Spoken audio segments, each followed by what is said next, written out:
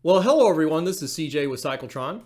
Well, today, much to my surprise, I started in one area of research and ended up concluding that Honda is a much better motorcycle company than Harley Davidson, both financially and with their extensive product line and several other reasons that I'll go into in this video. So I'm going to break down the reasons. Tell me what you think in the comments section. Maybe you agree with me. Does this information come to you as a surprise? So let's get started. Let's start out with sales volume. Last year, Harley Davidson sold 189,000 motorcycles worldwide. Of course, a big chunk of those were sold in North America. How many motorcycles do you think Honda sold last year? Try 17 million. Of course, Honda is a global powerhouse. Harley Davidson has pulled out of many international markets, particularly over the last 2 years. Honda's biggest motorcycle market is in India, followed second by Vietnam. 2 years ago, Harley Davidson pulled out of India, as well as several other international markets, over 40 markets, in order to focus on their hardwire strategic plan to streamline operations and improve profitability for the company. In the meantime, Honda just keeps going about their business, making better and better motorcycles in more and more markets.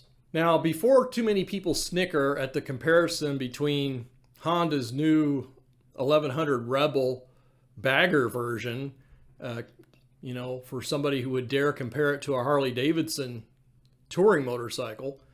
I mean, let's look at this thing. It's a parallel twin. The engine's tried and true from the African twin from Honda. About a 10-to-1 compression ratio. It's got hard bags and a fork-mounted fairing, so much like a Street Glide would have. It does have a smallish tank at 3.6 gallons compared to, say, a 6-gallon tank on a Street Glide. But I think it's clearly a different market than what Harley's targeting with their big touring motorcycles. But still, this bike's going to appeal to a lot of people, particularly at its price, at $11,300. And also, it's a DCT transmission, so no shifting unless you want to with the paddle shifters on the handlebars. Now, going back to financials, of course, Honda's a much bigger company because of not just motorcycles, but cars and mowers and other products that you might already have in your home. But just to give you an idea of the size of Honda here, they generated over $7.5 billion in profit on $129 billion in revenue. Those are unbelievable numbers. Harley Davidson by comparison eked out $650 million in profit on nearly $5.4 billion in revenue. And Harley Davidson's profit margins are probably under a lot of pressure now, as we may be entering into a recession at this time.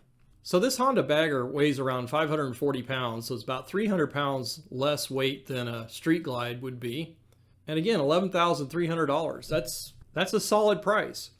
Compare that to Harley Davidson's closest competitive offering, if you want to call it that, is their cheapest motorcycle these days is the 975 Nightster. And that bike retails for over $13,500. And don't forget the dealer surcharges and Harley surcharges and the just because I want to charge more money surcharges. So yeah, I don't think the metric dealers are doing that at all. If they are, maybe they're hitting you with a dock fee, but they're not getting well over MSRP like Harley is right now, which I don't expect to last much going into the winter. And as I mentioned, if we were going into a recession, that's going to severely curtail their ability to charge premium prices. So I imagine some of you who are Harley fans are looking at this Honda Rebel bagger and maybe snickering, but why? I mean, it looks like a solid motorcycle. It wouldn't be for me. I'm more on sport bikes these days, but Honda has a complete line of motorcycles. They've got a motorcycle for just about anybody. Now, if you want a big touring motorcycle, you could go with a Goldwing. Again, not my thing, but they offer it. They offer a variety of sport bikes. They offer a variety of dirt bikes, side-by-sides. Harley doesn't do that. Honda sold more motorcycles last year than Harley Davidson has sold in their entire 120-year history. I've heard other people comment that Harley Davidson won the, quote, cruiser wars. Well, did they? I mean, look at the number of motorcycles Honda's selling. They've just picked their battles. They still offer a cruiser motorcycle, as we've discussed with this Honda Rebel Bagger Edition. Who's to say that Honda in the future won't make some bagger version of their Goldwing? So as I mentioned, Honda's biggest sales are in the countries of India and Vietnam. Last year, they sold nearly 3.5 million motorcycles in India, over 2 million motorcycles in Vietnam. They sold 244,000 motorcycles in Japan and 437,000 motorcycles in North America. And at first I thought, well, how could they have possibly sold that many when the total sales of new motorcycles in 2021 in the United States was a little over 500,000? Well, obviously, after I thought about it, it's because North America is more than the United States and Canada. By definition, it includes a big chunk of Mexico and the countries north of the Isthmus of Panama. So it's a big area. So if Honda's biggest motorcycle sales are in Asia, would you expect that they would be selling a lot of motorcycles in China? And the answer is not really. Looking at cars to give you some idea, Honda estimates that the total Chinese car market is about 26 million vehicles a year. And last year, Honda sold 1.5 million cars. And it looks like in much the same way, Honda doesn't sell that many motorcycles in China, although they have this new 125cc motorcycle that they're marketing through a local Chinese company, and perhaps they'll get a little more traction. Of course, Honda's offerings in Vietnam look vastly different than what they do here in the United States.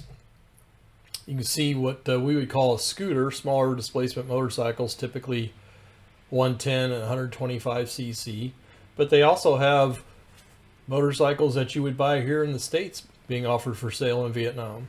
Now, what Honda's done to set up manufacturing in Vietnam is they've built numerous factories in that country to employ local labor.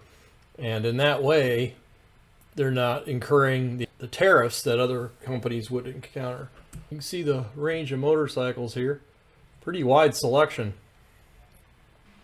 So let's go to the official Harley-Davidson website for Vietnam. Let's just jump down here. You can see they offer many of the motorcycles that are for sale here in the United States. Sportster S, the Nightster, various cruisers, the Fat Bob 48, Softail Standard, Breakout, Sport Glide, Fat Boy, Street Bob, Lowrider El Diablo, Lowrider S, the ST, Heritage Classic, various road glides and street glides, and the Ultra Limited. What you have to keep in mind is any motorcycle that's sold in Vietnam is subject to pretty much 100% import duty for something being manufactured by an American company. So you take a $25,000 Road King, it's going to cost over $50,000 in Vietnam. That applies to all their motorcycles. So I can't imagine they're selling more than a few dozen Harley-Davidsons new in the country of Vietnam. So let's look at some of the specs on the Rebel here. It's a 1083cc liquid-cooled parallel twin engine, 10.1 to 1 compression, 4 valves per cylinder. As I mentioned, it has a dual clutch transmission, so it's automatic, 6-speed, but it does have paddle shifters if you want to go into manual mode. It is a chain drive. I think this would be a better bike if it was shaft drive, a lot less maintenance, or even belt drive for that matter. And the hard saddlebags have a combined capacity of 35 liters, so not bad. So let me know what you think about this bike in the comments section. Also, what do you think about essentially Honda being a much bigger, much more profitable, much more dominant company than Harley-Davidson, who's been at it for 120 years?